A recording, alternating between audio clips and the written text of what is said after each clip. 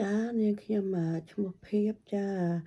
នាងខ្ញុំសូមជម្រាបសួរទៅដល់បងប្អូនទាំងអស់ដែលបានចូលមកទស្សនាវីដេអូរបស់នាងខ្ញុំសូមអរគុណនៃការត្រឹមត្រូវវីដេអូរបស់នាងខ្ញុំអឺមួយរយៈនេះខ្ញុំអត់សូវបានចេញទៅណាទេព្រោះនាងខ្ញុំ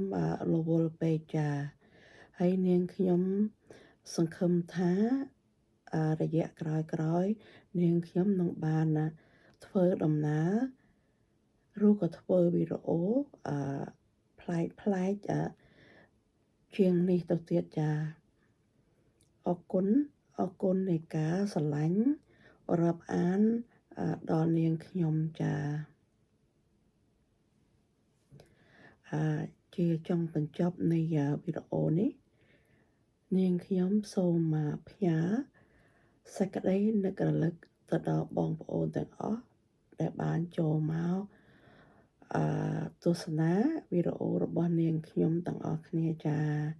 សង្ឃឹមថាបងប្អូនទាំងអស់សុខសប្បាយទាំងអស់គ្នាចានាងខ្ញុំសូមជូនពរបងប្អូនទាំងអស់រស់ស៊ីមានបានស្នប់សុខសប្បាយគ្រប់គ្នាណាបងប្អូនណាហើយខ្ញុំនឹងព្យាយាមធ្វើវីដេអូអឺថ្មីទៀតចាអរគុណមួយរយៈនេះគឺខ្ញុំធ្វើវីដេអូដែលខ្ញុំច្រៀងដោយខ្លួនឯងបើសិនជានាងខ្ញុំច្រៀងពីរោះក្តីមិនព្រោះក្តីសូមអភ័យទោសឲ្យផងចានេះគ្រាន់តែជាការកំដរអបសុកទេចាហើយណាមួយនាងខ្ញុំរវល់